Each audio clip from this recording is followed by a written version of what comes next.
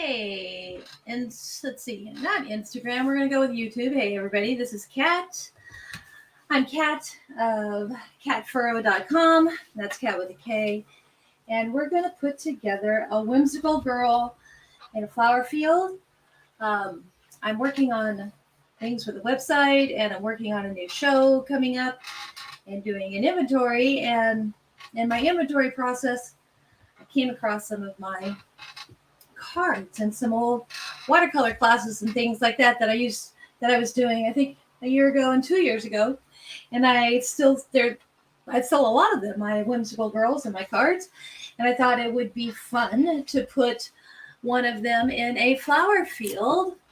2 weeks ago, we did this little flower field guy, right? So there's the background flowers, and we put a butterfly. So I thought that this week we would try and put in a whimsical girl on the fly. So I took the concept from last week's class and the same painting style from last week's class. And this is really like kind of more bold and in your face. Took that same painting style, similar colors, and translated that to this piece. And that's what we're going to be putting together today, and I'm excited about all of it. Someone popped in. I don't know who's here. I'm going to go find out who's here. It is Nicole, my buddy. Yes, Nicole, my buddy, my pal. So that's what we're going up to. That's why we're doing it. But on top of that, while I was sitting here getting ready, I thought I need to maybe share some things. I work with some people, and working with people, a lot of babble comes out of my mouth. Here. So, So I thought it would be good. I want you to see my face. So I thought it would be good to go over some of that babble and actually demonstrate some of it. So I talk about drawing and painting fearlessly. So before we even start on this piece, because I'm not giving a downloadable, I'm not giving a traceable, we're actually going to draw it or scribble it, if you will. And we're going to do so fearlessly. And I'm going to share that when I first started this, could I do this? No. What it takes is just time and some practice. But I'm going to show you how to go through that process and let you see it, and then show you before we even start on with the paint, how to practice it. And then I also talk a lot about, do you know your colors, right? I put together or present colors that I'm working with, and I don't normally go over swatching, and that's a way of just understanding color.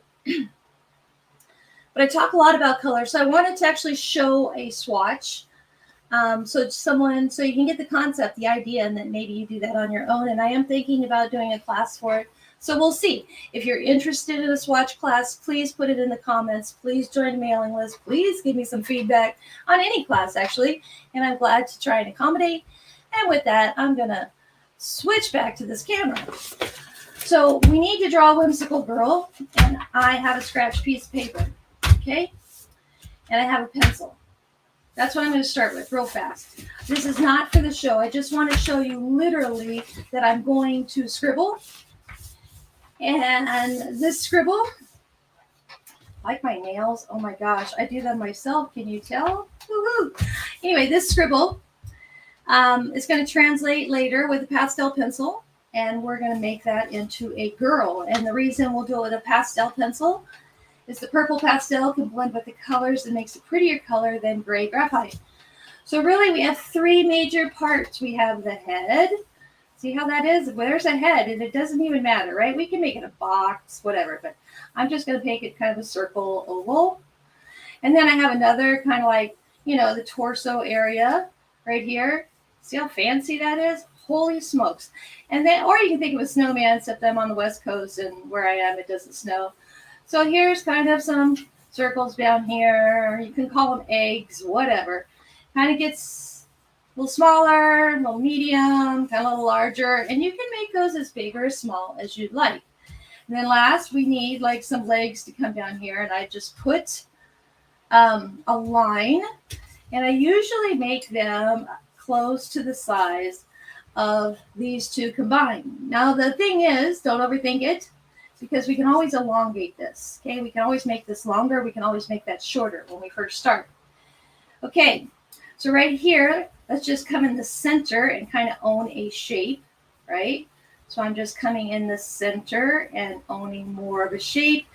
Down the center of your head, see how I split that head, right? Down the center is a neck. So let's make a neck. And here's, we'll just square it in, and there's a line that's called shoulders, right? And kind of put some sexy curve in here, right? Because we have shoulder blades. And then over here, there's shoulder and circles. Down here, those shoulders come all the way down to a waistline. Check that out. Oh my God. And that neck is connected via a backbone. And I believe people should have one, and that's called backbone. So there's the backbone, and it usually has some curve to it. So I put some curve. And then at this waistline, see how those circles come together? Oh my goodness, there's a waist. And then here we have a dress. And really, that is it. And then that line right there becomes a leg, and that line becomes a leg.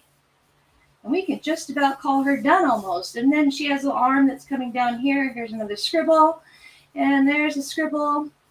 Right, here she comes. And an elbow.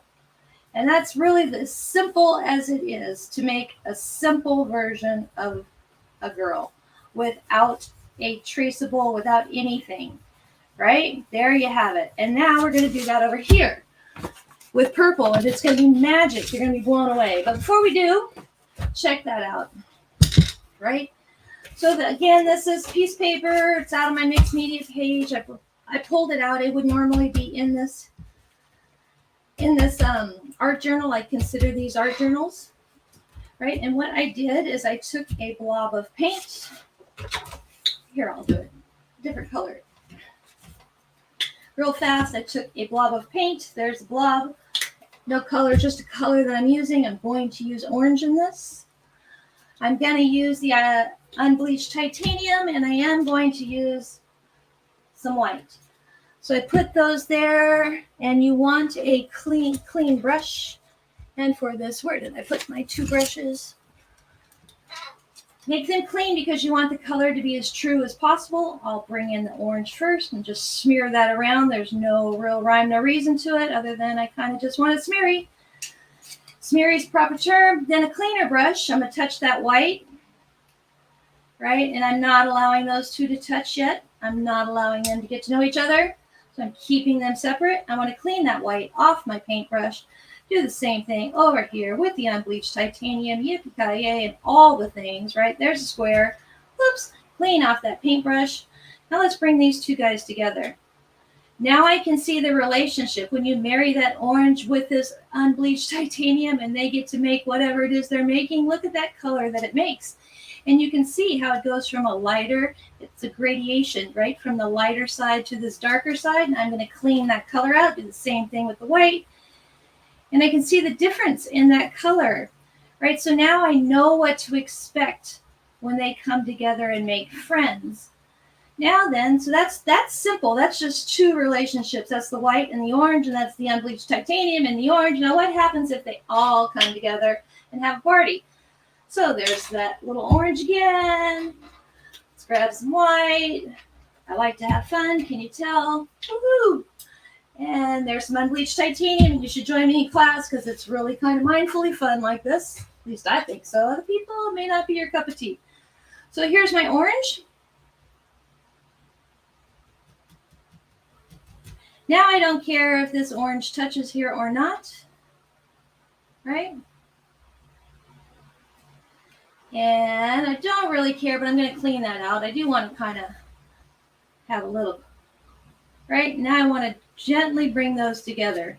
And I'm showing the separation to start because I just want to play. I want to really see, well, what happens when I bring that unbleached titanium across in that orange and that white? What color does it really become? Can I put any more orange in here and just see, does it make a difference? Right? How you play with your color matters because when you play with it in your painting, it will show up. They are going to touch. They are going to have a party with each other. And sometimes that can get scary, right?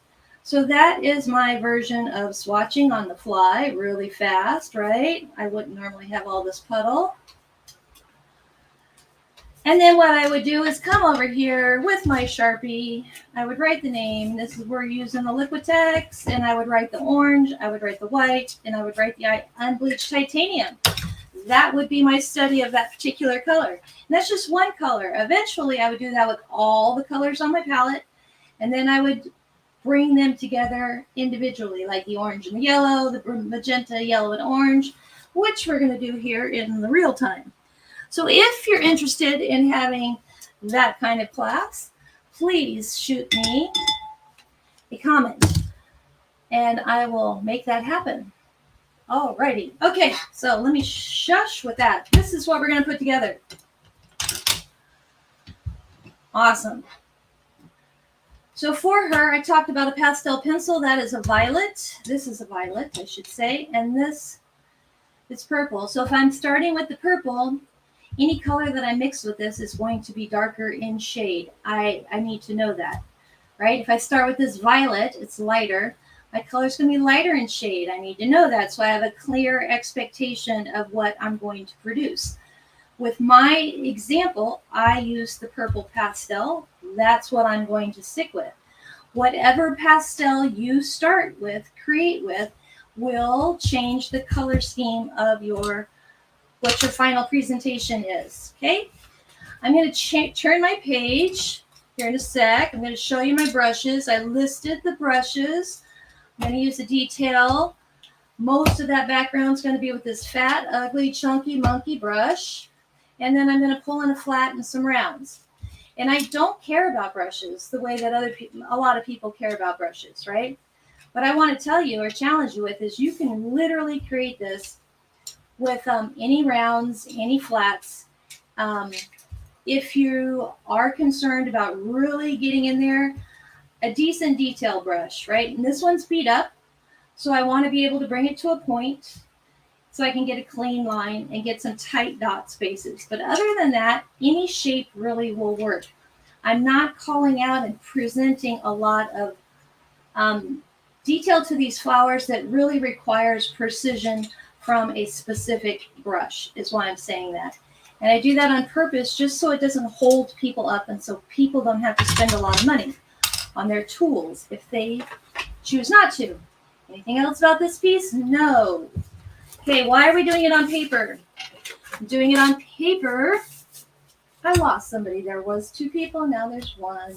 I'm doing it on paper because I want to show that it's I learned to play with paint by teaching myself, and I spent way too much money in that process. Had I been familiar with this trick, I probably wouldn't have spent as much money. And the trick is that mixed media paper can serve you well. It's a great tool for practicing.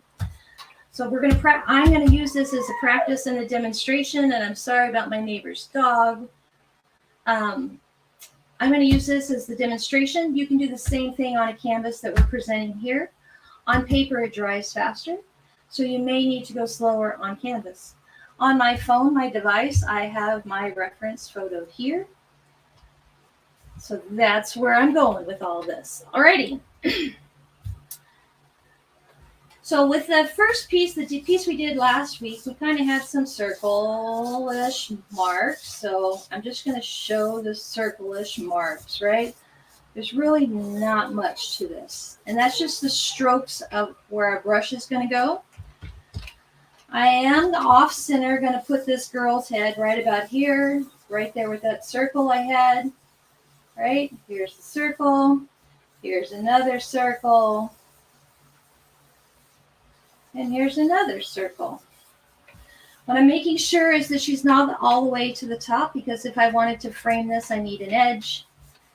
There's my line for her lovely little legs that are going to come down. And I'm not going to shape these legs yet. I'm really not going to shape much of her yet. She's going to come to life as we paint her. There is a neckline right here, so I want to use my pastel to create this neckline. So I'm chalking in some of that. There's the shoulder. See how that shoulder goes? And with that shoulder, we have a collarbone area. And we have a shoulder itself. So there's some circles. And bring those down kind of to this waist as a triangular shape. right? And that is her upper body. Down here, I'm just going to kind of like make some swishy marks, some swish to turn that into a dress a little bit. Right, we can always shorten that. And when we go to paint this, we are going to touch this with paint. So these chalk lines will go away. So they do not have to be perfect. So then I want her kind of looking in this direction, right? The whole picture is over here. She's looking at something here. So I'm going to create a straight line, an angled line at the top of that circle, right? That's going to tell my mind that she's looking in that direction. That's actually the top of her head. And I'm going to curve that down, split her skull, if you will. That sounds terrible. Bring it down to this neckline, right? That gives her her head. And that's really as simple as that is, right? You're like, whatever, Katie. Okay, then there's an arm that's going to come around here maybe, and then we're going to have an arm here maybe. We'll just see. So that's all the planning we're going to have for this piece. The paints that I called out. I'm not putting them out on my palette. I'm going to put them on the paper. So let's see. I want some blue. Not putting very much out, so I'm using 3 little drops. It is warm here. Here's some white. I am being mindful of where I'm putting the white. So over here, I want it to be lighter and brighter. So I do want some blue, though, in it. So that's why my blue's there, and that's why it's predominantly white on this side. It's probably way too much for this exercise, but again, this is about being fearless. This is the unbleached titanium, and I'm just going to dribble some of that down here. And the reason I'm dribbling it down in this lower area is this is going to be darker. It has more of the foliage, that type of thing. Okay, but I am going to pick up some of that blue wherever, and I'm going to come in here and start bringing that together, right? I don't care if this really touches her. I know it's going to.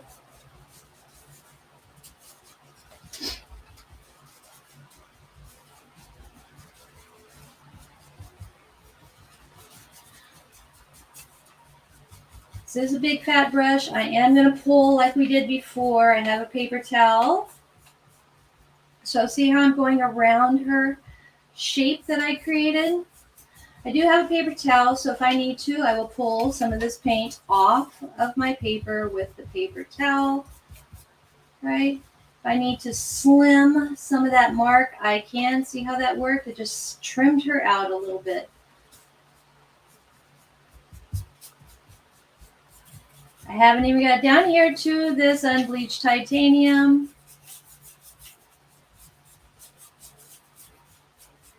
I'm back here at the end of the brush, so I'm not carrying. I am literally like scruffing this paint all over the page, scribbling the paint all over the page.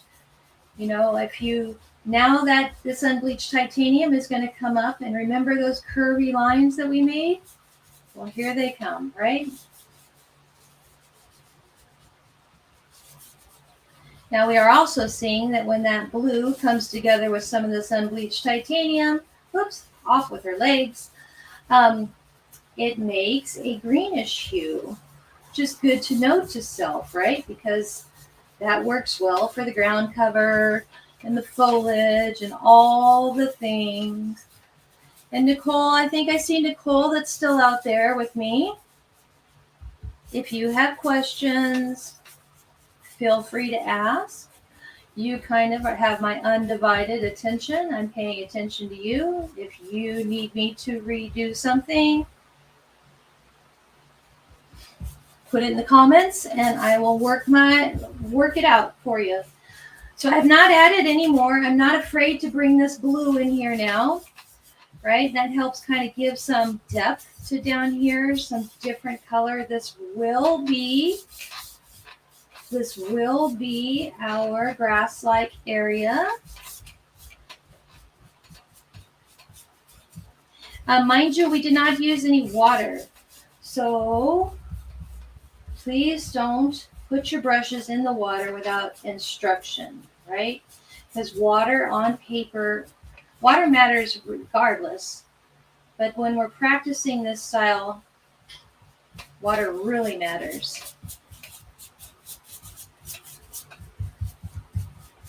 So now I'm just trying to get all of the paint out of my brush, and look at that. I did not have to pull any paint away with my paintbrush. Actually need more paint. So now I'm going to grab more white and put up here.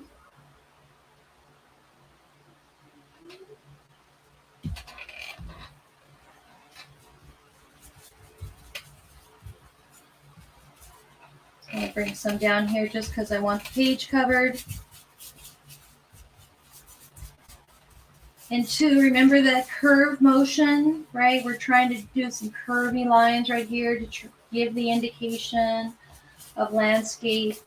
Some knolls being grassy hills.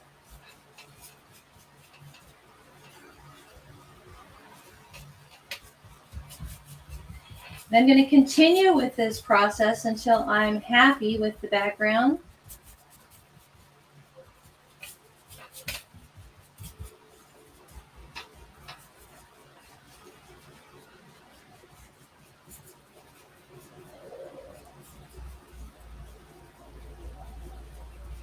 And it's okay if you see some of her disappear. I will come back to her. I promise. I promise. I'm going to grab some of this unbleached titanium, sprinkle on here. Feel like I'm putting salt and pepper on the page, spices.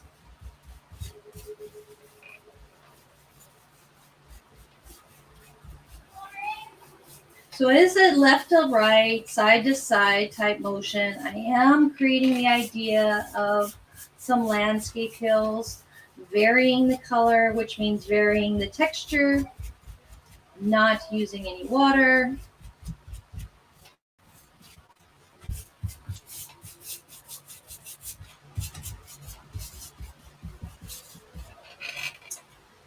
Back to my white.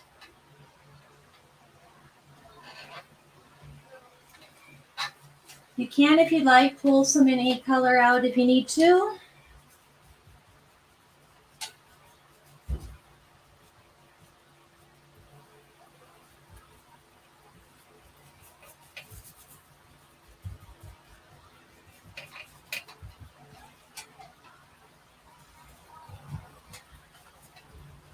So I'm going to start putting some like curvature motion to my brush as I come to, as I'm layering up, especially in the sky area.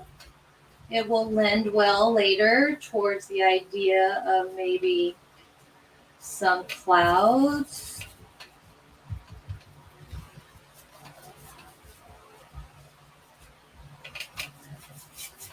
And I will start bringing some of that, and I'm pulling down. Remember, we have a grassy knoll, so now I'm pulling some of that down over that color. It's okay if if it touches this dress some, because that's going to marry that purple chalk into the space. I can still see her dress. I can still see where she is enough that I can come in with my purple pencil, and I will.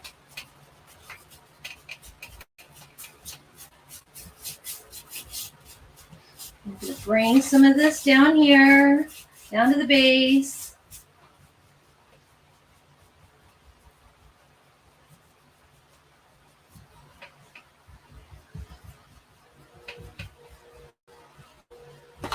Now, believe it or not, I want to dabble in just a hint of blue because I want to touch some of this blue on her. You're like, why are you touching some blue on here? And it's just random, right, on her dress because it's going to be a part of her dress in the long run. There's some blue note. So I tapped it in. I can still see shape of her, and I will come in and make her show back up, I promise. So now I'm going to use some swirl motion, some circular left and right. on my page, sorry for my nose, on my page to bring in some of this darkness, just a little bit. I'm going to keep it pretty bright and light up in this area. If I need to, I'll bring in some more white.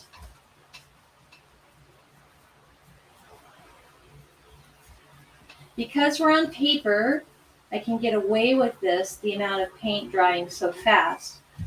Right? If I were on a canvas, I would have to go a little slower probably, even in the temperature that I'm in. So knowing that, I would just go slower. Same process, same everything, no water.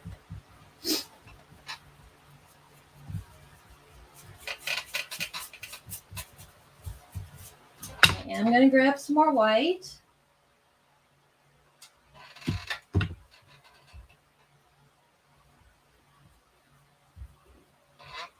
Pull some of this blue color out of my brush. If I were to bring my brush and place it, thank you for the fearless comment. If I were to put this brush in the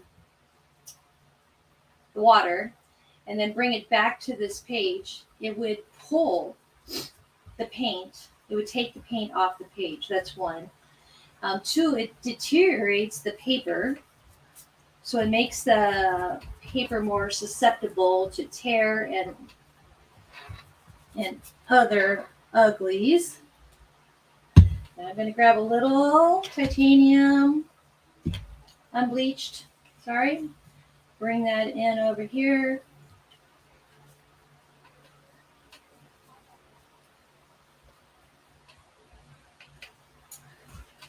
And here shortly, when we bring in that purple pastel pencil, I'm going to have to be mindful that my page is really wet.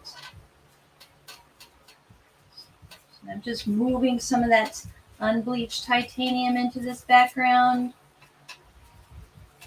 I'm still keeping this area right in here lighter, which means whiter for me. Let me make that more prevalent.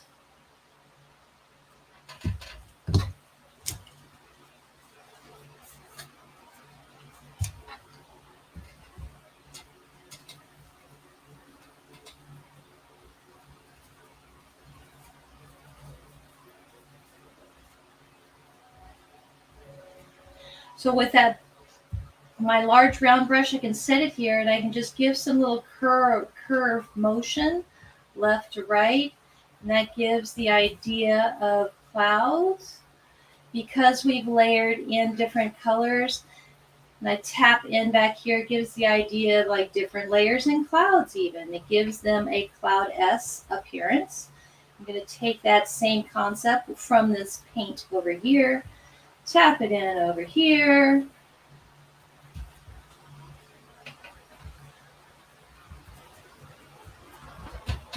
And let this guy dry for a little bit. How's that? I'm going to come down here, and I think I want a little more white.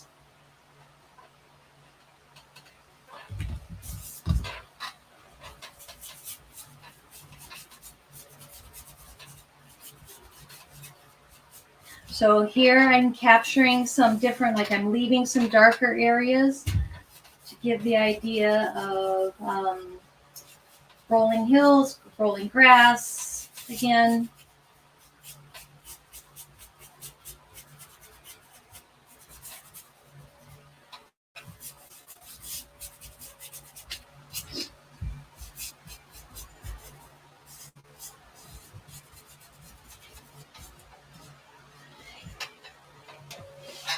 I am running out of my battery. Hold on 1 second. I am so sorry. That would not be cool.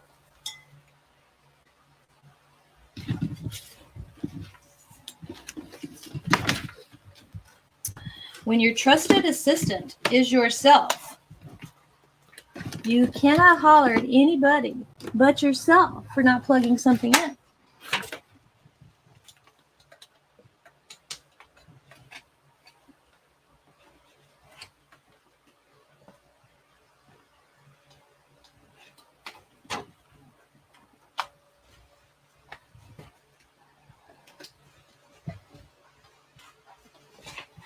Sorry, sorry, sorry.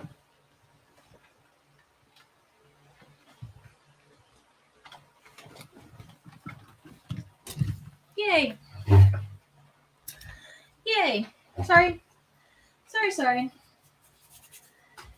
Okay, so we're about finished with this exercise here. So people ask, why? Is this really for people that have never painted? And my answer is yes. Yes, it is. Yes, it is. Anybody can paint and play. And the whole idea about painting fearlessly and painting in an art journal page is this isn't expensive. And so when I was learning, teaching myself, I really struggled to paint on canvases. I still sometimes get in that mindset because it costs money, and it costs, not that a pad of paper doesn't cost money, but it gets in my head that that I'm wasting my time or something along those lines. I'm not good enough. But on a pad of paper, I don't run into that same issue. So I've learned to practice in a pad of paper, and it becomes its own art journal study for me. So now I remember, so those lines that we made, some of them are gone, right? But now what's showing up is the real girl. It's like she's going to talk to me now. I'm going to see. So here's her neck. At your shoulder blades, there's kind of a curved space. And you have to your right, you have little round dots right there that's called your shoulders. You have a collarbone area we talked about. We have a waistline. And then she has a dress on that I'm now seeing really well.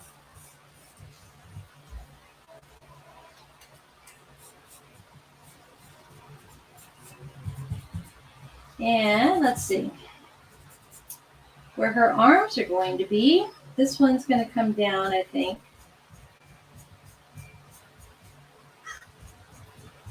So just going to use, you can see where my chalk is pulling some of the paint. That's okay. It is on a pad, and I'm expecting that. So there's her first arm. And then here, her arms may be kind of a little bent. So I'm pulling down a little bit close to her waistline and then creating an angle to her arm, and that's where that goes. Okay. Then here where that shoulder and the arm comes together, it's going to be darker. We're going to have more shadow line in there. So I'm going to just scribble in a little chalk here on her left-hand side, and at her waistline, I'm going to, and she has a buhini over here, so at that waistline, I'm going to curve it along and lighten up my line, and then just come in. Here she has a shoulder blade, so I would just really want to make some line. And this dress, I'm just going to use my chalk to scribble in the idea of the dress. The paint's going to do the rest, I promise.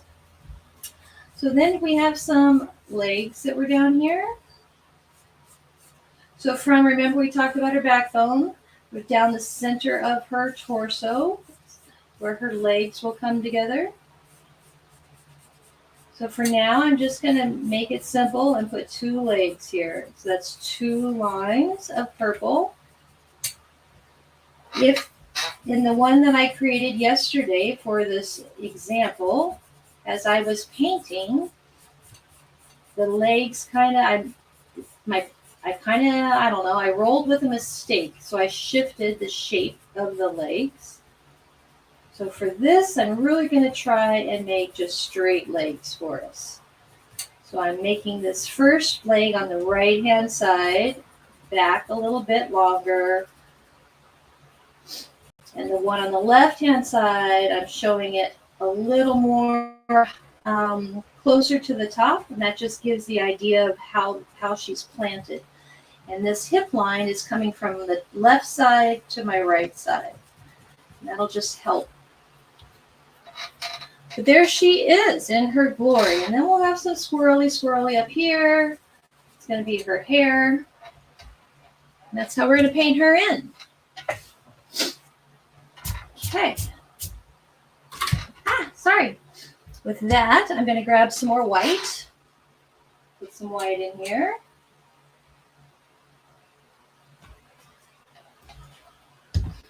Back to this paintbrush I used, and I want to just tap in. I may end up pulling some of that paint aside, or purple aside. It'll happen, and I'm okay with that. So now I'm coming off of her, and as I'm swirling my brush, I'm kind of counter or clockwise circular motion that I'm using as I'm scruffing the paint and the brush away from her. That's going to help give the idea of distance. And then it also helps to soften those lines that we made with that purple. So here too, I'm going to come up here on the right, and remember we're going to keep this area the brightest and lightest. And some of that purple comes into the sky, and that's great because that really makes a pretty color in our sky, especially where she's concerned. I'm going to bring some of that white into her. And perhaps my arm was a little too rigid for me with her pose, so I can cover up some of that with the white. If I want to bring it back, all I have to do is bring it back in with the purple pastel.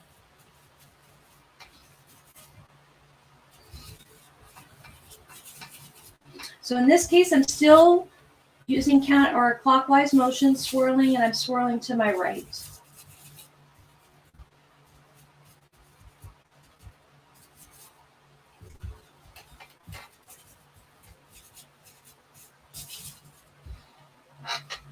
Awesome. So now, for the sake of the exercise, I am going to wet my brush. So my brush is going in the water. And I have a paper towel.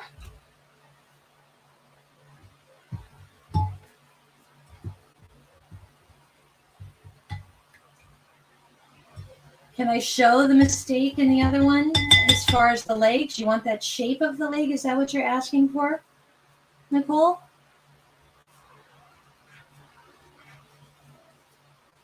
I see a question from Nicole. It says, I like your mistake in the other one. Could you possibly show it?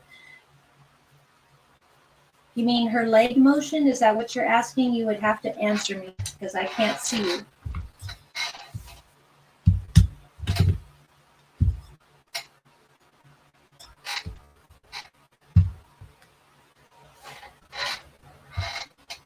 So while I'm waiting for Nicole to answer or get back to me. It came through. It says yes. I'm not sure. Let's see. You want the other legs.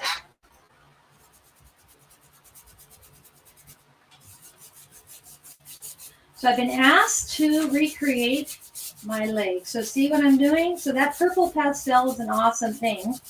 So when I'm just going to use, I'm not using water. I did rinse my brush, but I used a paper towel to clean the brush. And now I'm taking and I'm marrying that chalk into the damp paint. So it becomes a part of the party, which will actually be cool.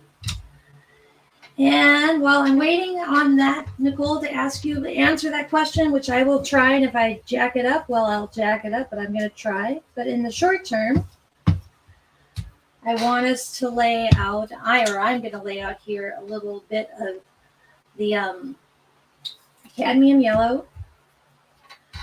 I'm going to lay out my magenta. It's just a few dots. It is one, this doesn't require a lot of paint, but the other is it's warm, so I don't want to waste the paint. That's a clean vessel of water that I have next to me. And I'm going to take a flat brush, get the flat brush wet. So I dumped it in the water.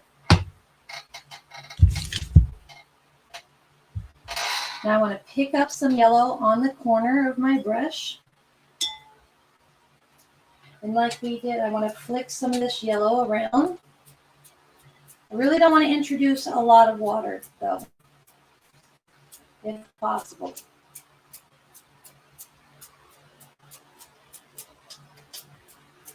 So remember, we're following this curve pattern here. You can make those marks if you need to remember. Right, we're creating this kind of scape.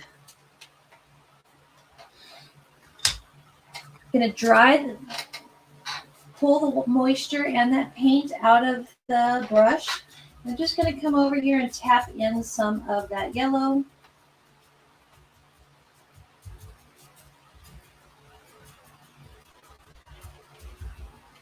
Pick up some more paint, no water. I'm going to try and get some paint, and if I need to, I'm just going to tap in. Mainly right here on the left. And some on the right. And if I can, without introducing much water, I may have to take some water. I want to get some up here. Again, I'm keeping this area kind of clear.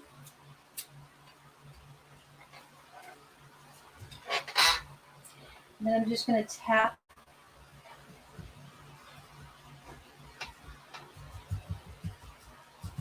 We're going to do this a couple of times, so there's no wrong in this. We're going to come in with some white next.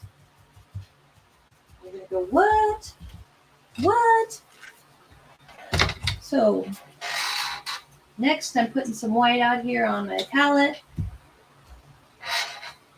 I'm going to come back to that giant brush. Here's my giant brush and some white on the brush. And I'm going to bring in some line. Pick up some more white.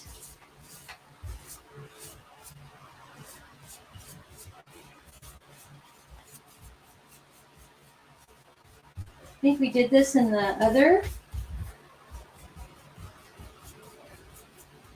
painting as well.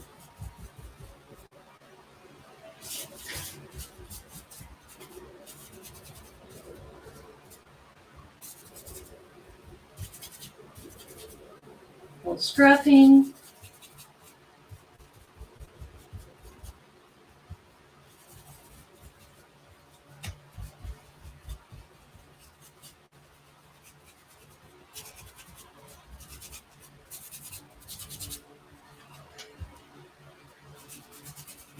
Here I'm now allowing some of that purple to come up too, not too much.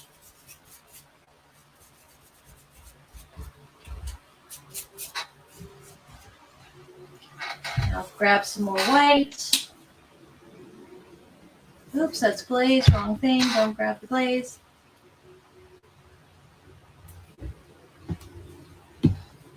Just a little bit of white.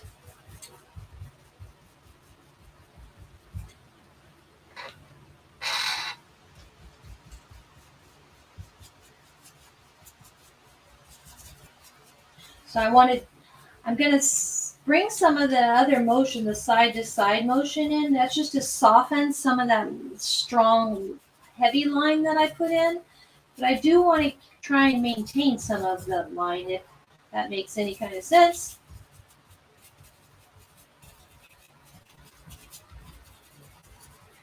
Biggest thing that line does for me is it helps to create power and show motion, show distance.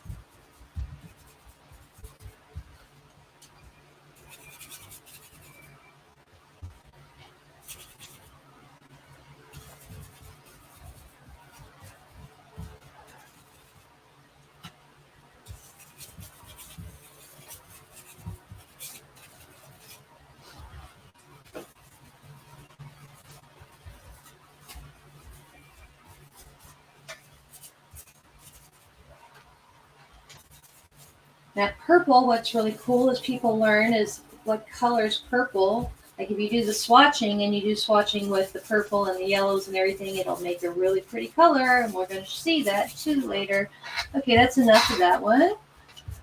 Let's come in with that flat brush again. I'm making sure it's clean. Rinse. I want to grab some of the magenta. Grab some water a little bit. Flick some water on here. Really up here on my right. And then over here on my left.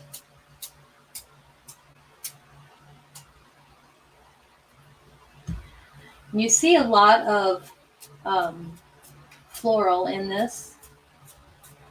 But some of those marks come in at the end of the process. Okay, and I'm just going to let those sit there for a minute. And I'm pulling color out of that brush. I'm going to pick up a round brush. It's not wet. And over here, I'm going to set it down and just kind of pull some of my wet marks. Pull. I want this to go off the page. Pull. So when I'm pulling this, I'm applying pressure. You can see a striation, right? You can see blue through here. You may pick up some yellow movement. You can see all kinds of this stripe action. And flowers have that kind of texture built in. So that gives you, this is a fast way of creating varying shades in your flower. Very quick. So here I'm just going to tap in. Some ideas again of where these flowers are going to be.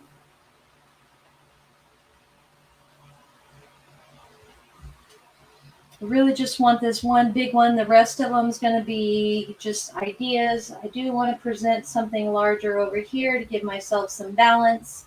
Whenever I balance, I try and create a triangle. So this page is split kind of in a triangle, if you can see that.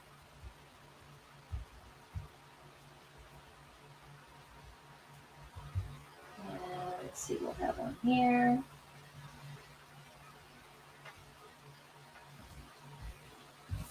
What I like about her is how tiny she is in comparison to the flower. So the little girl is a fairy. I kind of have a thing about fairies. I'm old, but I still like fairies. So we're going to let that dry. I'm rinsing that brush.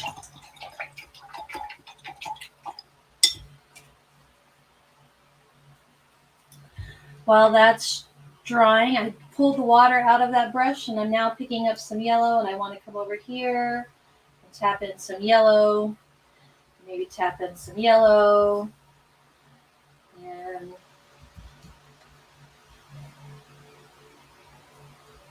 that yellow and magenta, when it comes together, makes its own version of an orange. So I'm aware of that because I did my swatch. I'm going to leave that alone. I'm pulling the color out of that brush.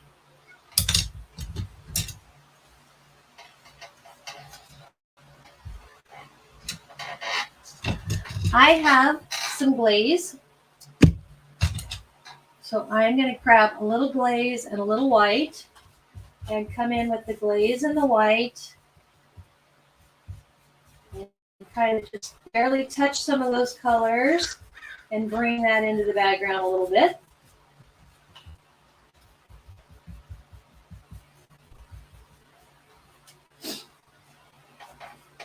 If you don't have glaze, you can use white. Just be more careful that it doesn't get too opaque on you. The glaze helps me to thin the white out.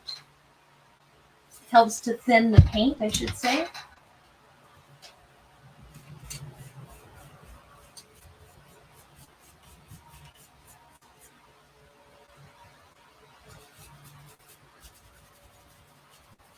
I'm going to bring this right up to her again.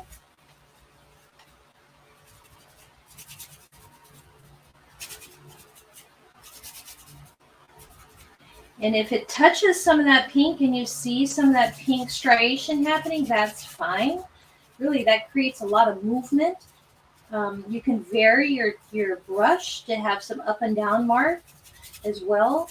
You know, in meadows, flowers, you know, they're moving, they're dancing.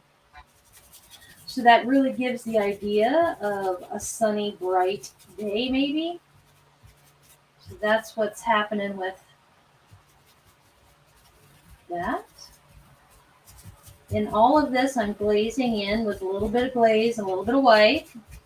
If you don't have the glaze, just use very little white. And we want to do some of that down here just a little bit. A little glaze, a little white.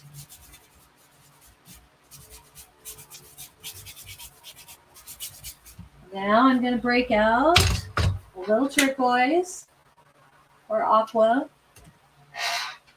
Very little. I always am amazed at how little paint sometimes it can take to create a painting. So I have some more glaze that's going out on my palette. I picked up some glaze. This turquoise is pretty powerful and I want most of it on this right hand side. So I'm going to come over here and lay it in. And I'm not applying a lot of pressure to the page. I'm barely just dragging the brush across. And I want to put some in here, I know, so that's kind of an up and down mark.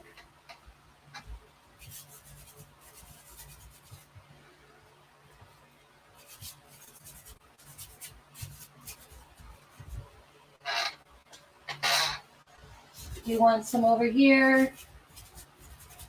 I know I need some underneath her. She's going to be shadowed, so that's why that's getting pretty dark underneath her anyway.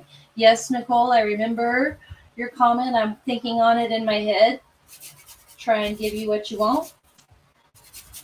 So here I'm just using that striation or creating a striation effect, a grass-like. I'm just wisping the brush back and forth. I want it to be longer on the right-hand side. I want more turquoise over here.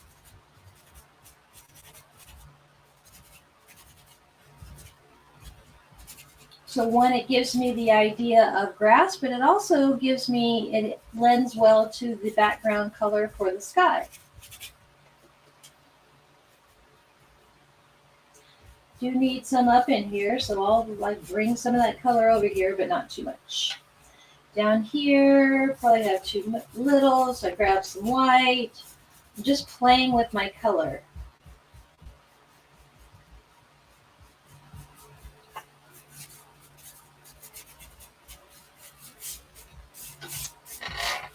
I know it's probably hard to believe, but this is almost finished.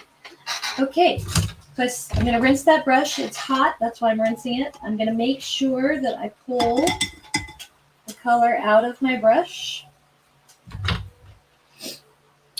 I hope everybody's having fun. I have my purple pastel pencil. I know I have a flower up here, right? So I want to pull down just a line. And I have one here. And I'm not making these straight lines, right? These are in the breeze and the wind. So just creating some purple marks to give the idea, the illusion of stems.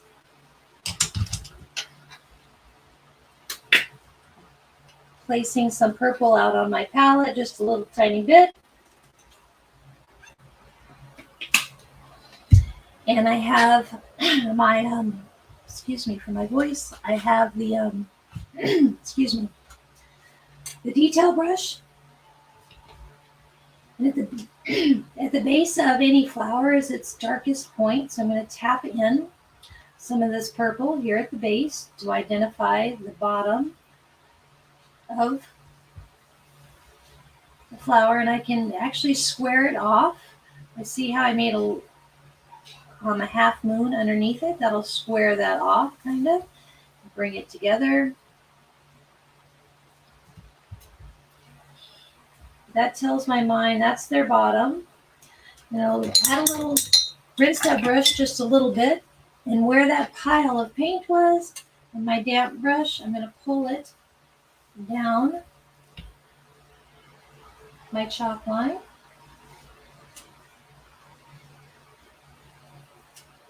You may need to grab just a smidge of water to make that movement happen.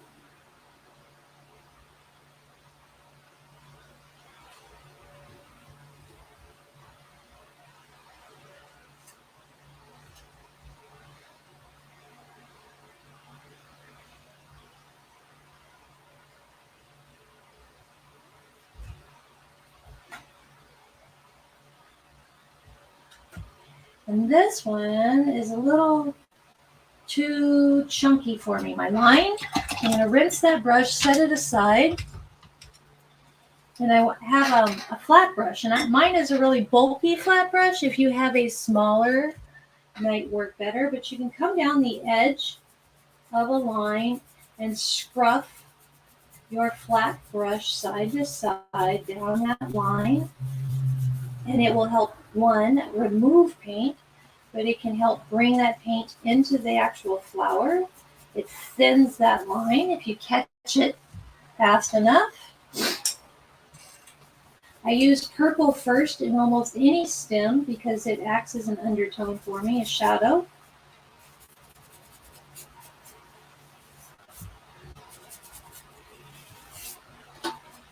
Beautiful. Real fast with a little bit more turquoise out. Back to that bulky fat brush, chunky brush that I had. I'm going to make some of that purple mark go away. It actually makes it look like it's part of the party. Gives the idea that it's caught in the grass.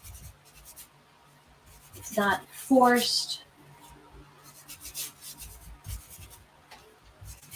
It softens it.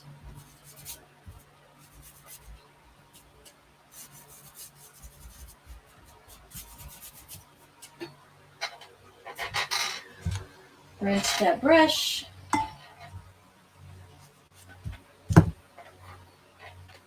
Gonna lay some magenta out. I'm not ignoring the body and the legs. The girl comes last. So we're gonna finish all the flowers pretty much first. Back to this round brush. I'm picking up some magenta. Just want to lay in randomly some color. I don't want to hit every piece. If I hit every piece, then it would all look the same, and I don't want that. Right? I want to scruff, leave some of this lighter space, maybe put in some darker spots.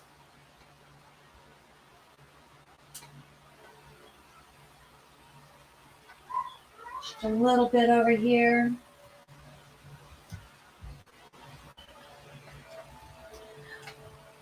While I'm here, I'm going to lay some yellow out. I'm going to pull most of that paint out of my brush. That was magenta. I am going to pick up some of that yellow, and I want to tap in. And there's some magenta on my brush, and there's some of that yellow, and I just want to tap some of that in. And I don't want it to be one solid orange color. I want to be able to see both yellow and magenta on my taps when I am laying that in. Now rinse that brush just a little bit and put some marks, flick some of that, and that would have the magenta and the yellow as a blend in there, and let that set.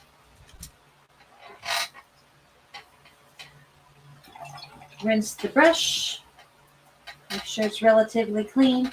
Pick up magenta all by itself, grab a little bit of water, and come in and try and put some just magenta marks. Let's put a few of those up here in the sky. Just a little bit, very light, not heavy. Down here is heavy. If you get too much water like I did, just pull up a paper towel. I do like it sometimes when I have a accidental too much water, I can just move color around with it. While that's there and those areas are wet, I'm going to grab my detail brush, and I can come in and I can grab and just pull some random line down, right? And this gives me the idea too of flowers, smaller flowers.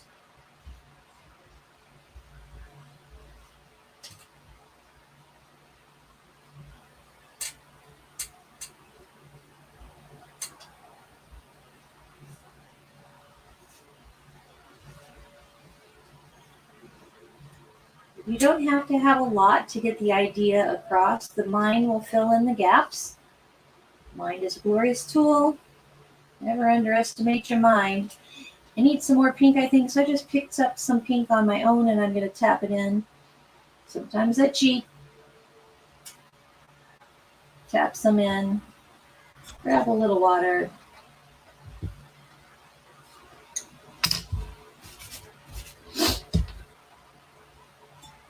I may add some more later. Who knows?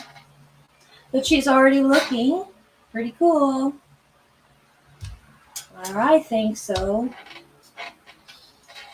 Okay, my palette here is glass. So that allows me to just wipe it clean where I need to, which I like.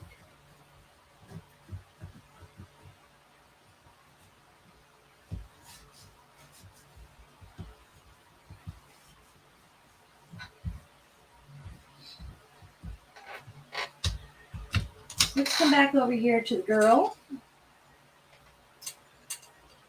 So I want one leg. It's going to be down here. So we're going to try and make Michelle or Nicole's day.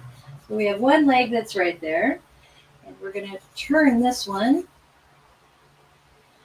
So here's her little quad area. Right here. You can see that line. So I drew a rectangle. So I'm identifying this upper section, which is your thigh and your hamstring right here. And then where her kneecap would be, I'm cocking it to my right.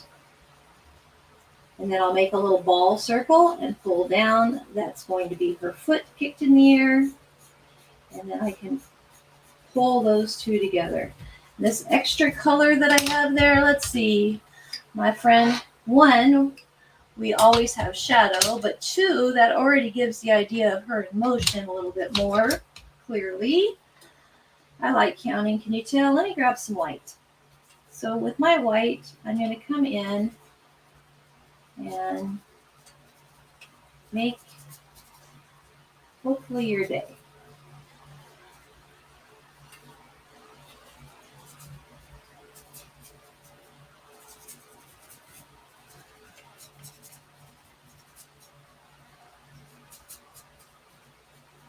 So if you're just tuning in and you see this, I had shared that when I originally came up with the design, I was going to have her just standing in the field. But when I was putting her together, I went, with my paintbrush. Now I'm just scruffing in some of the white to make this make sense. So today I was trying to just make her stand, and someone asked me to go ahead and make her in the shape that I created with the example from yesterday. So I'm like, okay. So right now I'm getting rid of what we'll now call a mistake. I'm making it a part of the party. And what also this does is that opens up this area of grass by using this lighter color, by moving it in here. It shows her in motion. It's pushing, literally, this grass away from her, which means she's in motion, and that tells the mind that. She's been coming from this direction, so let's put in some mark. I'm going to grab some yellow even. And side to side, this motion, she needs a path, right? We all have our own path to make. So now we just clearly define that, and I'll dull this down, this yellow.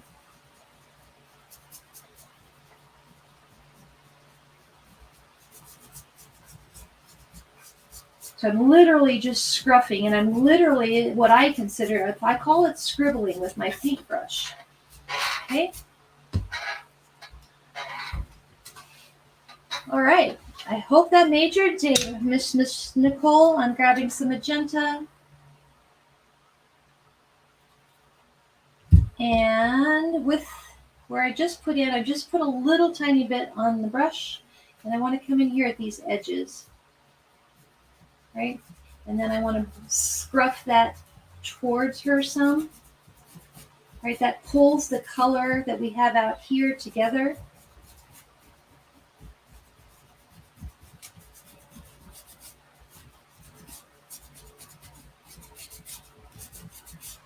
I really hope that makes sense. Then all this other line, when you talk about texture, your paint and your motion shows up later and you can see it. It's really just a really great experience sometimes. Now with that purple, little tiny bit, right? I just want to tap in some purple and I want to put some underneath, right? Because she needs a little more motion. You're getting extra because you asked for that. Extra. I'm going to grab a little white. I'm going to scriffle that in a little bit. So now it really gives the idea, the illusion of maybe stone, of a dirty path. I did a mural once for a business. And this reminds me of it, actually. Some of the things that I put in that mural. Not the little girl. It was actually a meditation room. Getting off track, but... Okay, there's your path. Boom. Booyah. Okay. Say okay a lot. Sorry. So I'm going to grab a smaller round brush and I'm going to pick up some of the magenta. And here's what I want you to pay attention to, okay? Things have darker spaces. Not all things are created equal. So here under this armpit area, it's going to be darker. It's underneath. Anything that's round has a curvature line, has a shadow underneath it. I don't care what it is. So underneath in her armpit area, the inside, underneath side of her arm, we're going to darken it. Here at her neckline, it's going to be darker, right? On this, everything on the left side of her basically is going to end up with a darker hue, and anything underneath. So armpit areas, the inside of her torso area, definitely the waistline, that type of thing. And to identify that, I'm going to start with magenta. You would think I would start with purple, but I'm not. I'm going to start with some magenta and just swirl it around. Right over the purple, just a little bit, and down the arm. That chalk is there, so and those purple lines that you use, we married in with the chalk. Just use a curvature motion with your detail brush. It's going to help also create the texture for her dress. Okay, so I'm setting in this magenta over my purple lines that I created earlier.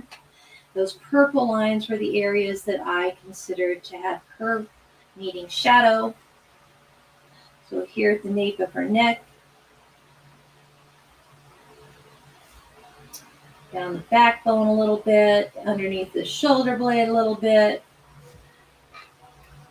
Here in her waistline, we're just following the roadmap. I like roadmaps, I always talk about that. And the roadmap was that purple that we placed in with purple pastel or whatever color you were using.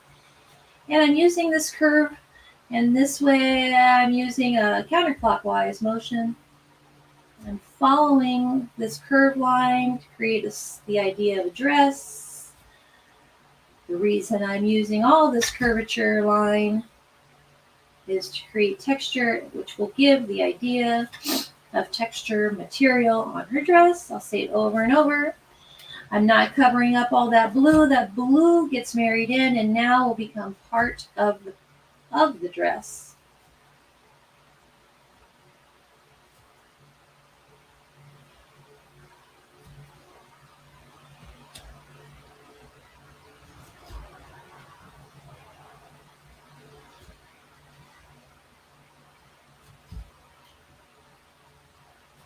Okay, down here at the bottom, let's create a line. And I'm curving like the bottom of the line, making it a wavy line on her backside, right? And then you have a front line, so here's a line I'm forcing in a little curve to show the front side, and I'm not painting anything inside right now. This magenta, I'm going to take up that center line that we called her scalp towards the front of her head. Very little pink.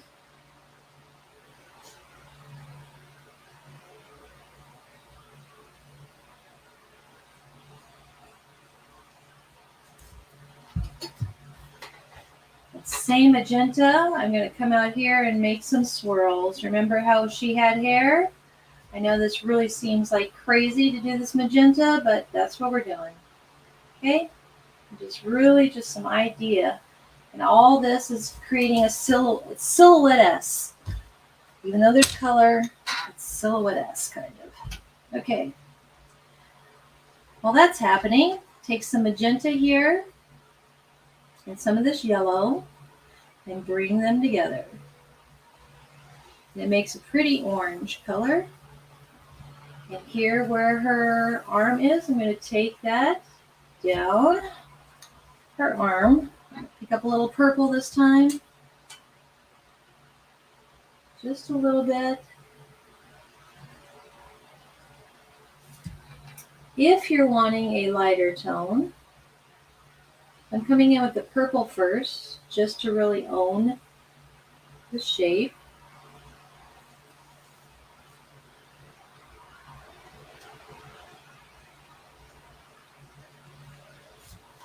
If you're wanting a lighter tone, I can show you that.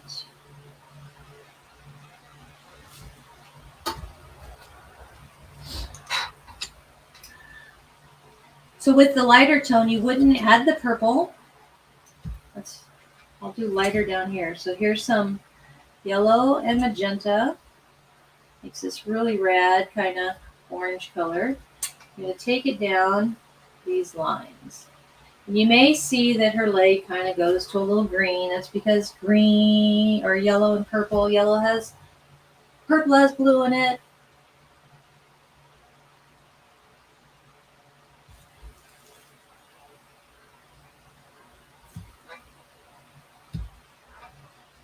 What I'm making sure that I do is the center where her legs would come together, I'm gapping them. I'm making sure that there's kind of a whitish line that's through there maybe. You can see some of the purple line or chalk line. If we need to, we can come back in and paint that in, but it's just helpful. Then the other is I'm painting all the lines down in the direction of the limb. So I'm going straight up and down to start. Here where her leg is cocked, and now I'm going to pull in that direction. And here where the foot is, I'll pull down. And I'm going to let that dry. Yes, I'll help make it lighter. Just owning the marks.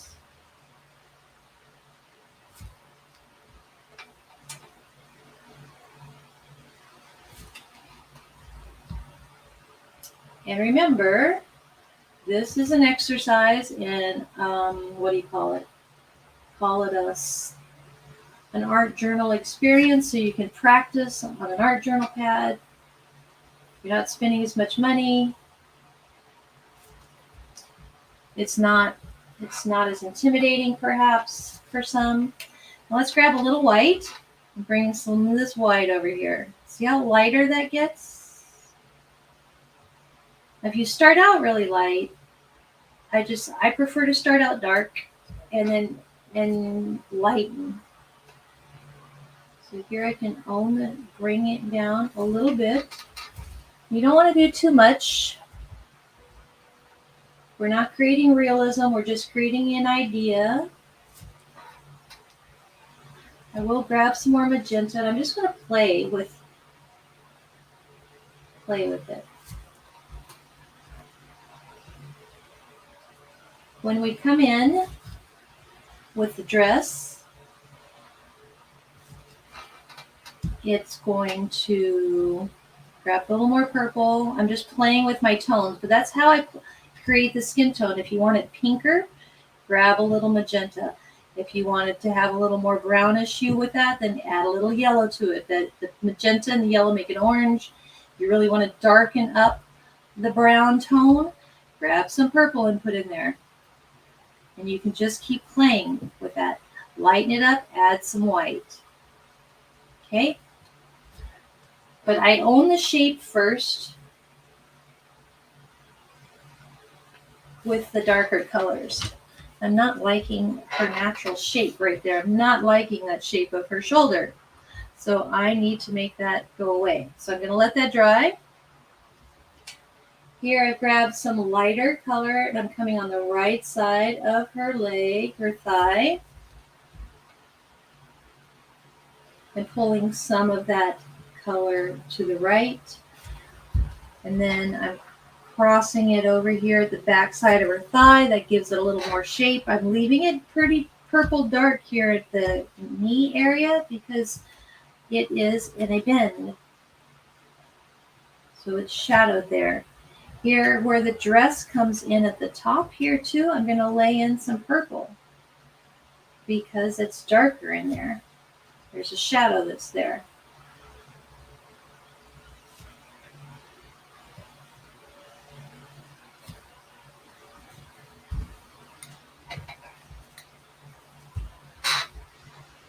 The leg on the right is going to be lighter and brighter than the leg on the left because it has more exposure. It's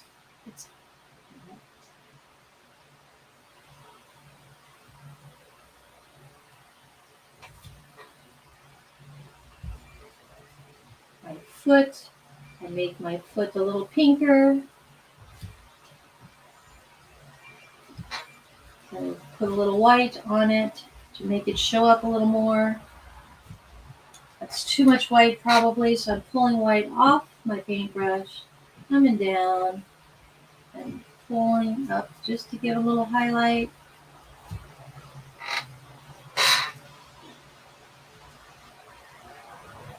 All this does is create the idea of a foot. It's not completely,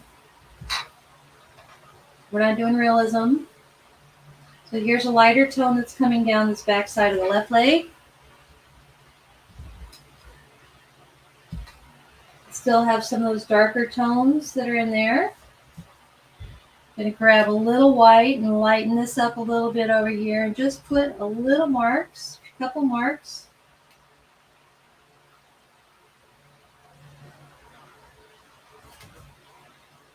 That highlights.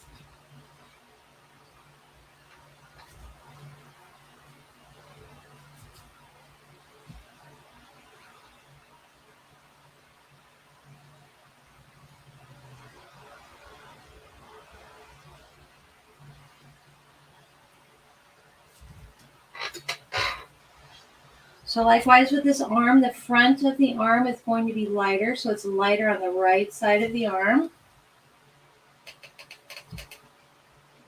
I'll pull some white down here just to give it more in motion, and I'm not creating it in reality.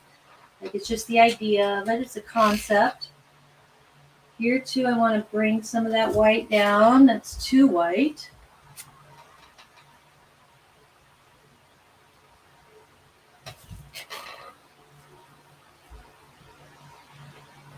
Sorry. That happened.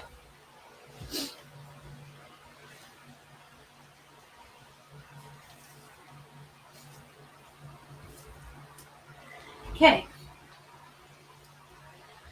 This area should be drying relatively well. I'm coming in with the white, and I want to she has a little dress going on, so I'm coming in and just swirling some of this white over the top.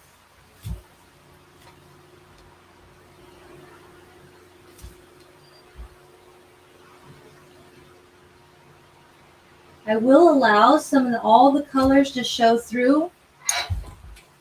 I'm making sure that my brush is relatively clean. And just like we did with the magenta, I'm going to come in and I'm going to use some curving motion to vary the texture of this to give the idea of a dress. I'm going to make sure that this comes around forward because you do have a dress on, then it comes around towards her neck area.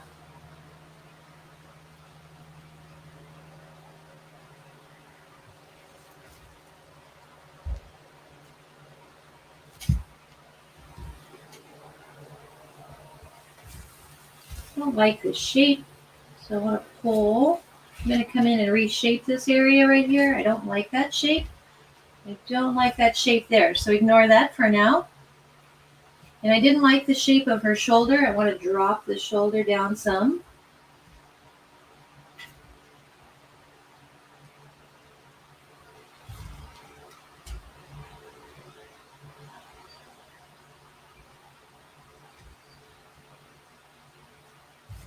So I'm going to end up hiding it with her hair probably.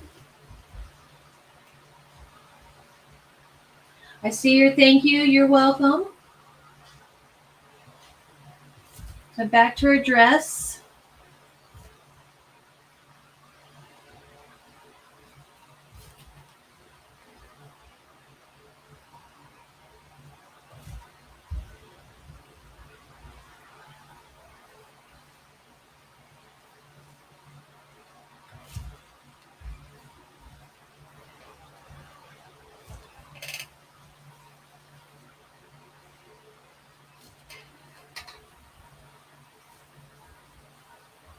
You have to understand when you're putting these together, they kind of end up having a life of their own. And you have to be willing to accept that.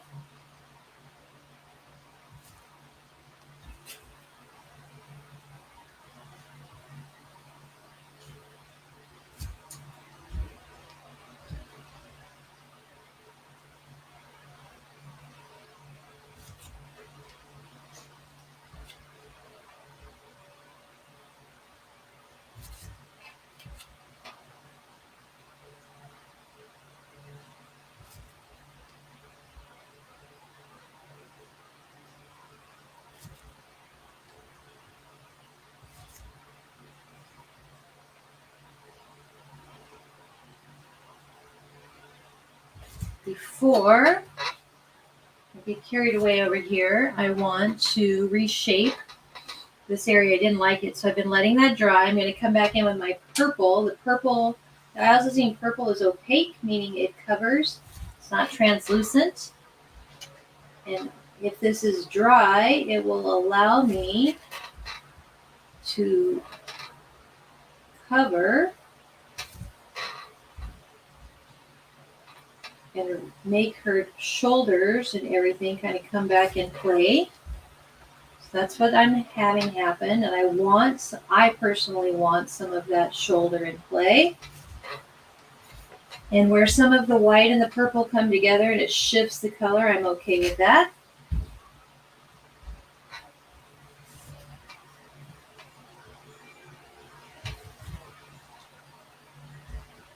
So to where her arm would have been, right here where her shoulder and her arm come together, underneath that dress, it's going to be a little darker in that edge, any of the edges. So I'm coming in with purple and owning that space.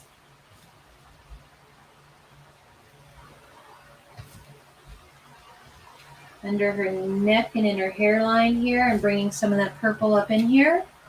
It's going to own that space.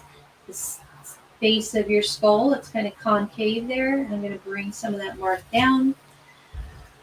I can tap in here in a minute with some brown and we can make that okay. And I'm going to put a little mark at the front of this in the purple.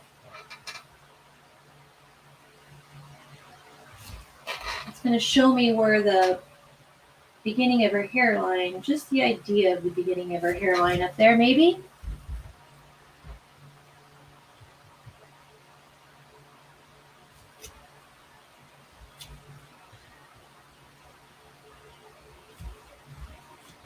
So with the swirls and where I'm showing you how you can come back in with purple, right? If you don't like the shape of something, you always can paint over it.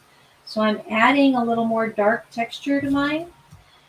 And I'm going to let it dry, and I'm going to come back in with some white. I'm going to tap in down here on this line we created earlier. I'm reshaping some of this so I like it a little more, and just so it, I don't know, I just want to. And I'm showing how you do that.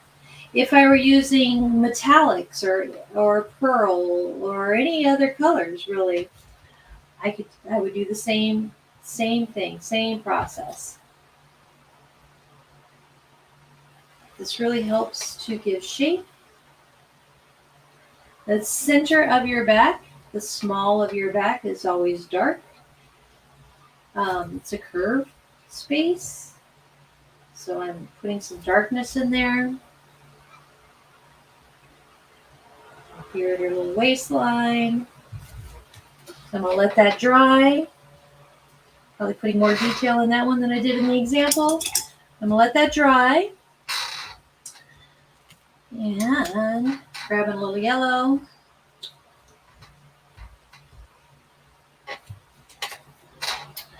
Before I go forward, I'm putting a little white on my brush. I want to touch in some white here on the right, so I don't forget.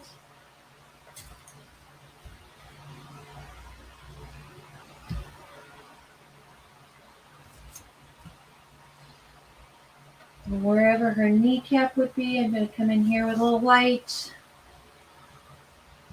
Maybe a little touch of pink, which is the magenta.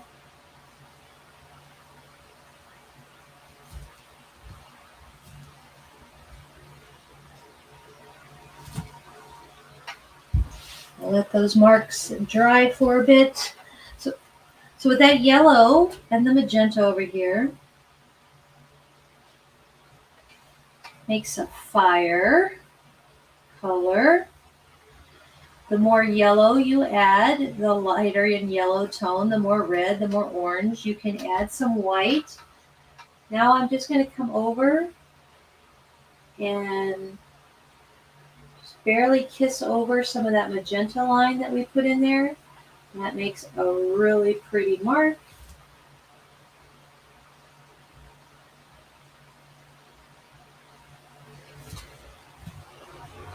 And I'm going to swirl some of that over here just a little bit real fast. While that's over there, pull that color out of my brush, and I did swirl that like that on purpose. I want to touch just a little white. And I want to marry some of this white in here. That really puts her hair and her in motion when I do this.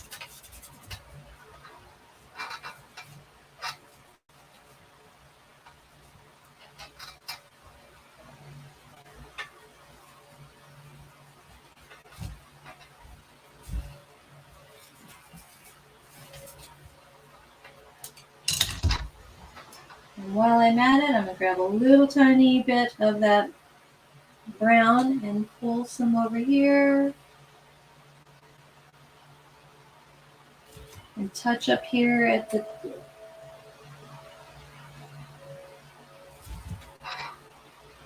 And I'm letting that dry. Grab some more white. Are there any more questions? Are we all painting? I see you there, Nicole. Coming in with the white. I'm going to tap in.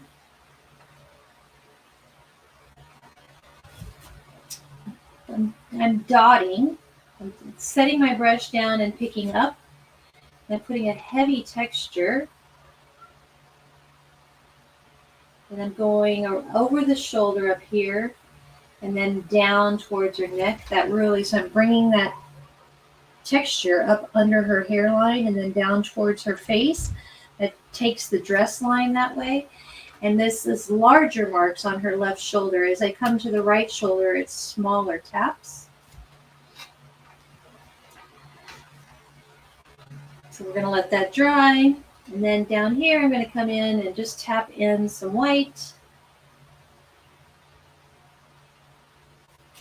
If it's not that dry, you may see your piece shift to lavender, or so I'm trying to just tap it. I'm trying not to swirl my brush around so that it stays more white, but I do know that under the time and not drying that it may shift on me.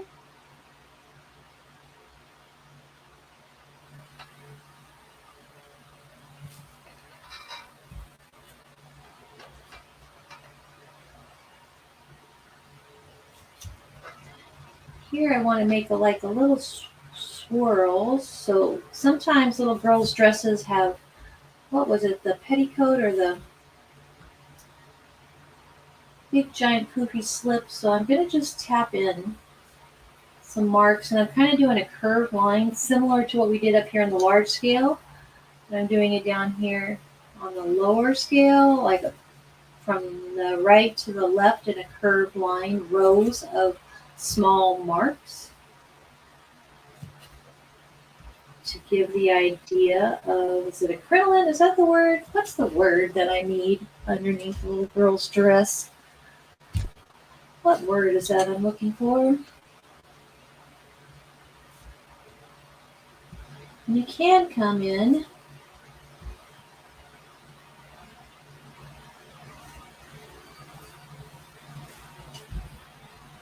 you can do this as many as you want. So down underneath on this, the fine line we created here to show the front of the dress, I'm barely tapping any of this white in. I want it to be very small, that line.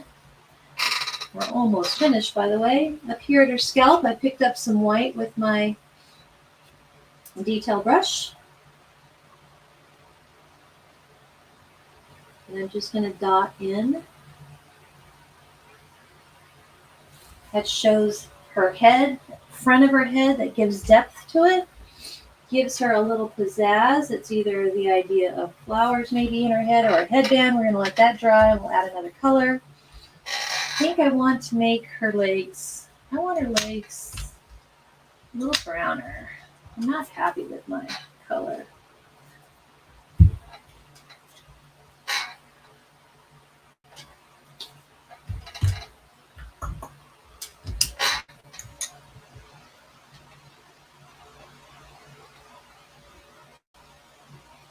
We have one more color to break out, and it will be last.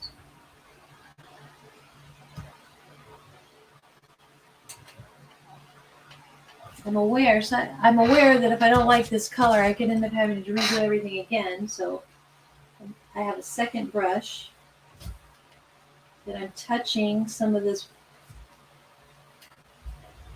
orangey brown on different limbs, and then I'm using a detail brush to kind of roll it down the arm, just kind of make sense of it. I don't know if that makes sense to you.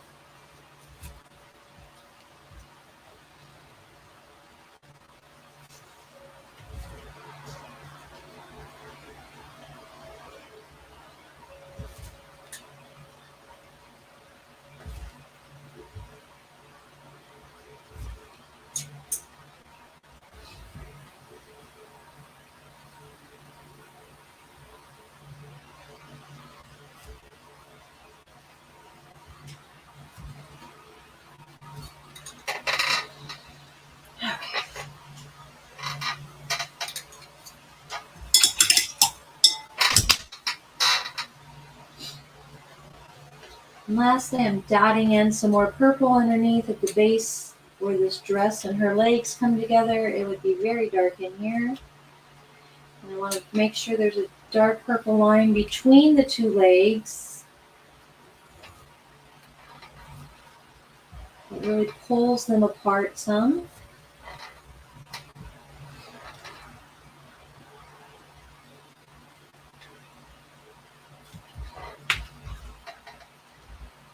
All right, enough of her. I think I'm going to call her done for the sake of the exercise. I may, actually, I'm lying. I need to tap in some more purple. I need to fix this collarbone. This area needs to be brown, so.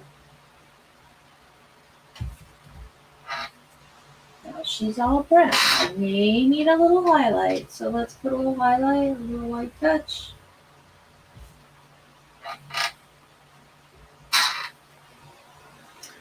So underneath her feet, we're going to have some brown in here. It's not in the original, but I'm going to really create more of a path in here. So all the colors that we use to make her, maybe she is a fairy of earth. So I highlighted that a little more. We bring in some purple underneath her little flootsies because we'll definitely be casting a shadow in this direction.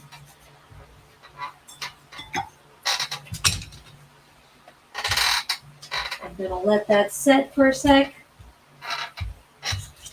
Break out some orange real fast.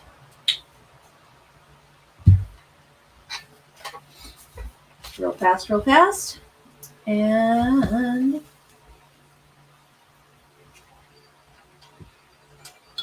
I want to have a clean flat brush and water, and I want to just flick some orange in here. I want to contrast a little bit. I want to put another color.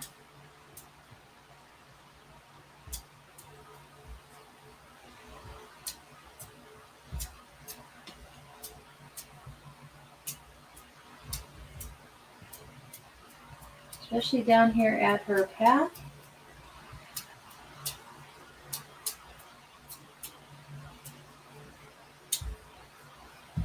And some of the pink or magenta. Whoops, too much of a blob. Sorry, too much of a blob. Maybe I should stop. Tap it in.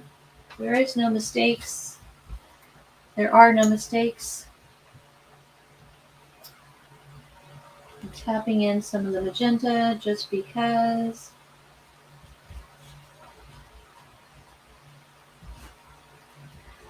Here I'm going to tap in and tap in.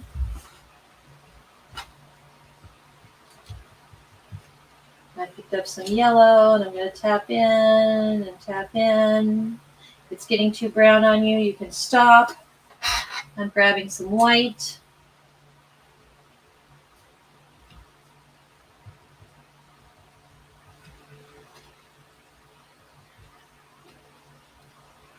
Giving you a little more than we had on the original to make it pop a little more. But since we created this little fairy field down here, I really think she needs a little bit more.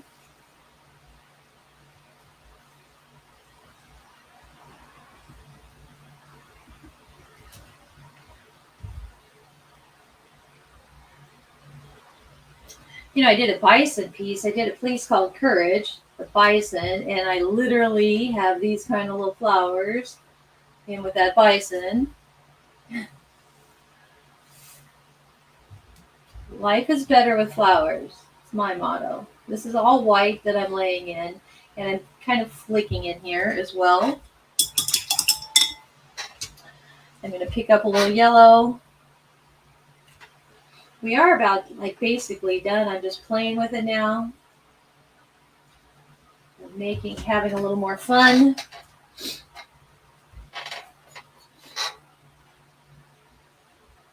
So here on the right side, I'm going to say there's more light over here and bright. So I brought in more yellow here on my right side, right? I want you to literally see that demonstrated. I'm going to the right with it, right? So maybe what she is chasing after, maybe, is the light. So I grab some more yellow and I'm going to really push some of that color up. There's a reason. We're going to figure out that she's looking for a butterfly, right? So let me just scooch some of that color along. Not really, and I'm going to grab some of the white in here.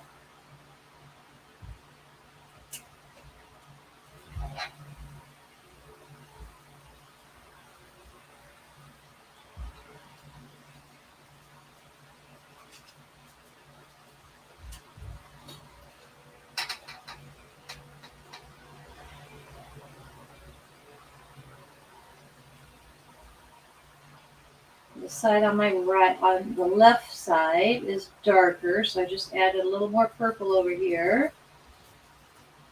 But we would have some Yeah, that's some yellow and purple on my palette, on my brush, I mean. Let's bring some white in there.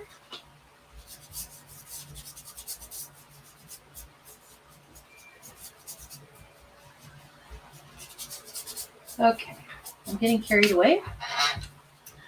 Last and certainly not least, up here, we've been letting the area dry. So I'm using my purple pencil.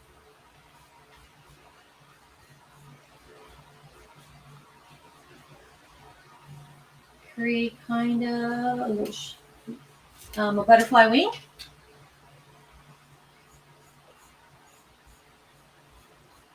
So once I'm happy with the shape, then I can own it more with more pressure. And then over here, there's a line. So that puts the butterfly in motion.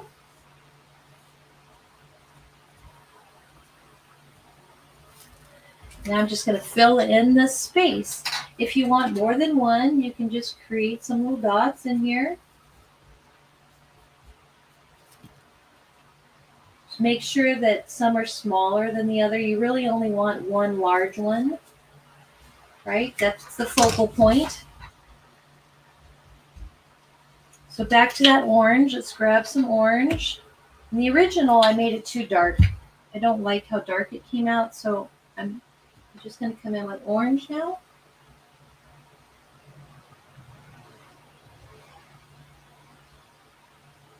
Orange and purple make a luscious brown. I always talk about that. So you're seeing where the purple and the orange, purple on from the pastel pencil, and where the orange come together, it's making a brown tone, which is gorgeous.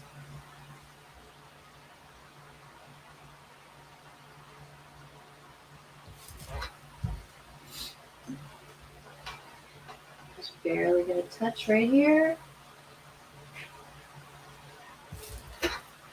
Let that dry.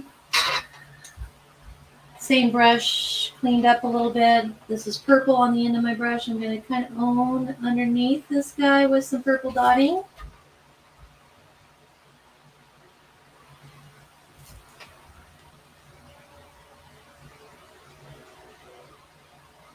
Here's an antenna in here somewhere.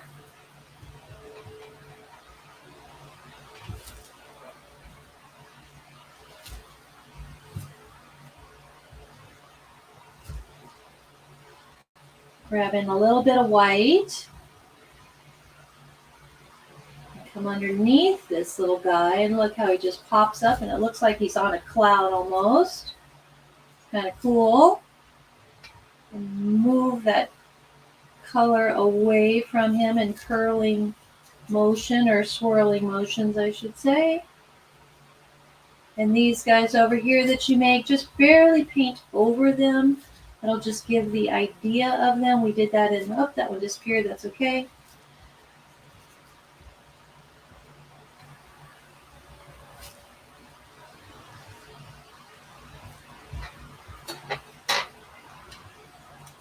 Awesome. Awesome, awesome, awesome. So last and certainly not least, what's left that we can do? Let's see. Let's grab some magenta. Oops, wrong color. That's a wrong color. Ignore that color. Let's grab some magenta.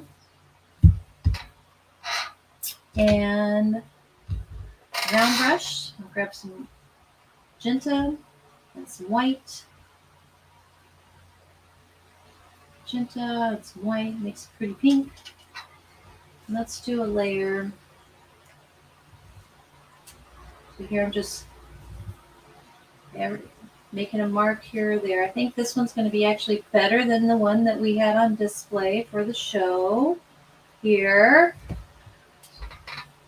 We're just tapping in some of this.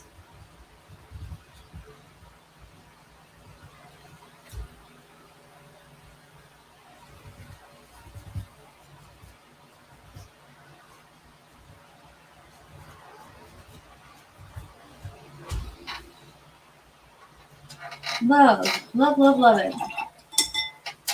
And maybe some of this color.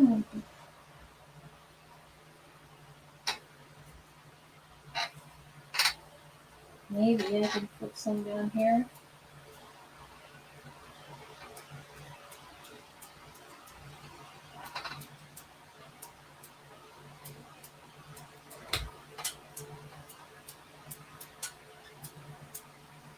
Okay, I'm calling it done. I'm calling it. I'm calling it. I think, I keep saying that, I need to stop. So I grabbed a little of the white, a little of the yellow, and I just want to make some line down here. Maybe there's some grass she's stepping through. Make a little more sense of this feet thing going on down here. Not the craziest about my feet today. Normally I do a better job.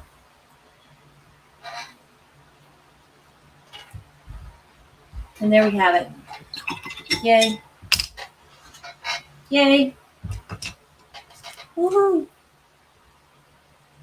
You're saying you did it? I did it? Is that what you're saying? It did it? What are you saying? Someone is giving me a comment and I can't tell if it's saying I did it or it did it. Said Nicole, it did it.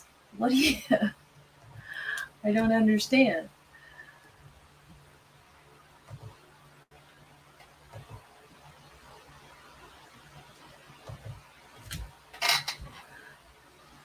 So I don't know what you were asking me, Nicole. You're welcome to comment. I'll stay here for just a second more.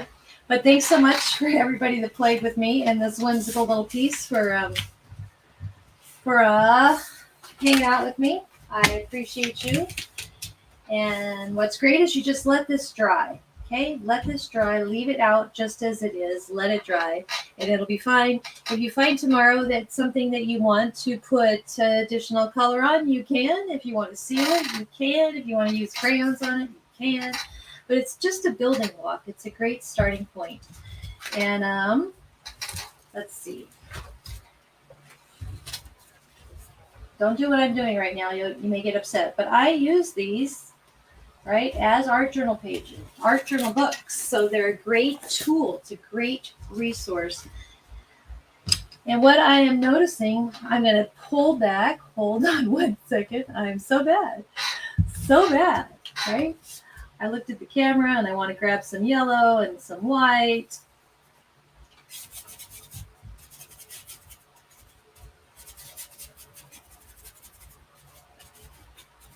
Real fast. If you want to do this, you can. If you don't want to do it, you don't have to. I just saw it on the camera and I was like, I want to do this.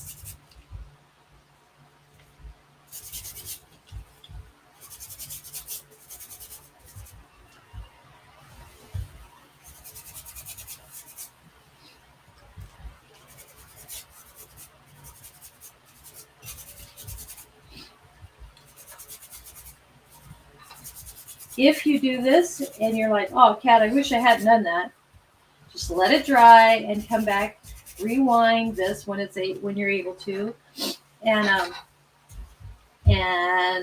do the next layer on your piece just like we did before, and it'll be fine. I just saw it. I didn't like how bright it was, so I needed to mute it. So now I just have white in here.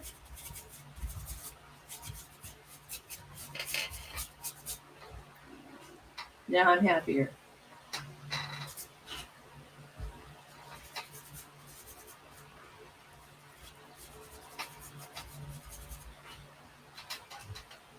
Okay.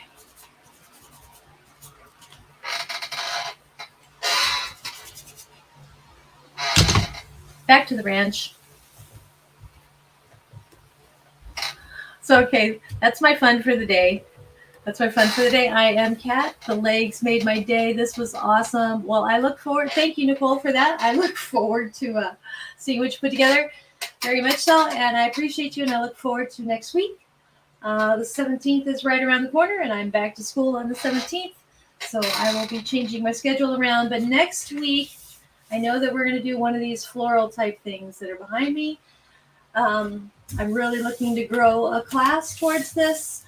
This is my second layer on these pieces back here, so I would really love to take on some people and teach you how to do layers of floral bases. So next week, though, it's going to be a floral base. Love and hugs.